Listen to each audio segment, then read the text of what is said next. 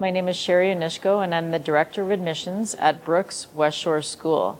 Brook Westshore School is located in Victoria, British Columbia, Canada, on the furthest west in Canada, right off of Vancouver. At Brook Westshore, we offer visual arts at a high level and standard level. So if students would like to pursue fine arts at university, we have the options available for them to do so.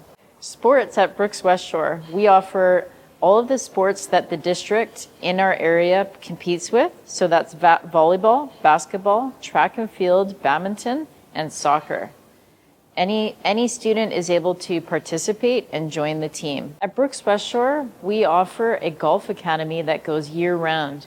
We offer the opportunity for students to go twice a week to our local golf course and have an excellent golf program with their professional who will teach them 2 days a week and bring them back to the school so they can build on their skills in golf.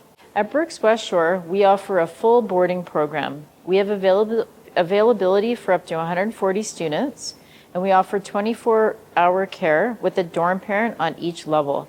We have 50% males, 50% females. So our boarding facility is located right on campus, so students don't have to commute to get to school anytime.